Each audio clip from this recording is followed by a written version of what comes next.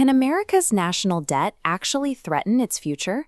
As of mid-2026, the United States government owes $39.2 trillion. To put that number in perspective, if you divided it up today, that is roughly $113,000 of debt for every single person living in the country.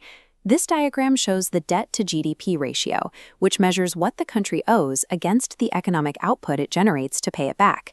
Right now, that ratio sits around 123%, meaning the debt has outgrown the size of the entire U.S. economy.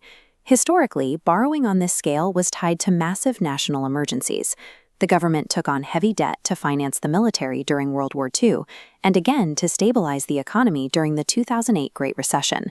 Once those crises passed, economic growth allowed the country to aggressively pay down what it owed. That pattern has shifted.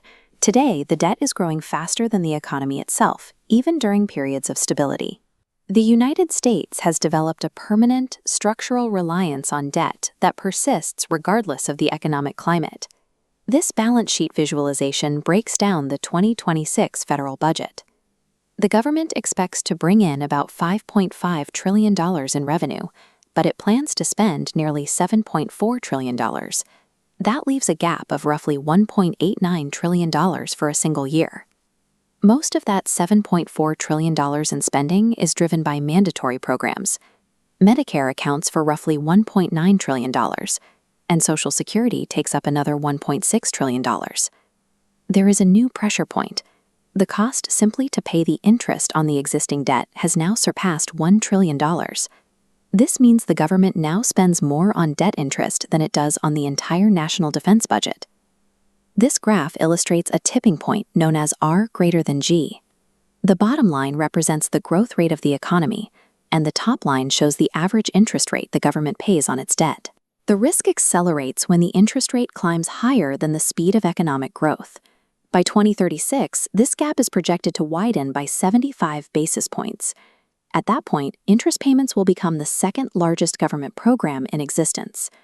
When the cost of borrowing outpaces economic expansion, it creates an uncontrollable spiral, where the government must borrow at high volume simply to pay off interest on its past debts.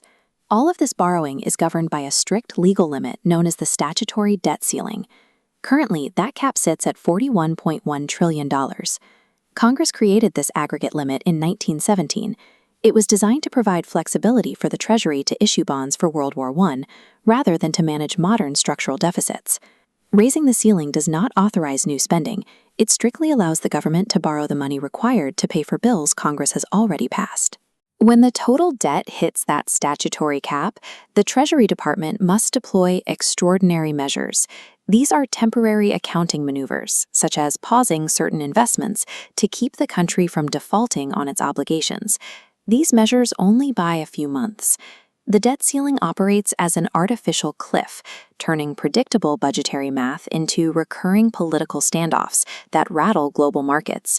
If those extraordinary measures run out and a default occurs, the impact is immediate. The United States failing to pay its debts would trigger a severe domestic recession and a fracture in the global financial system.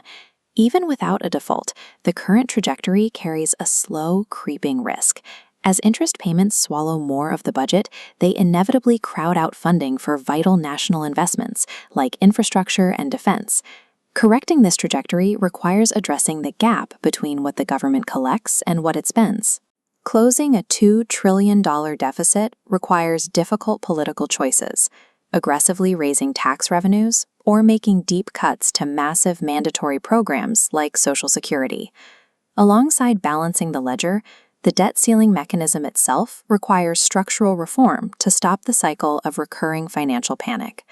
The current national debt trajectory threatens the country's future, but because the U.S. remains the world's largest economy, the math remains solvable, provided policymakers act before the rising cost of interest dictates their choices.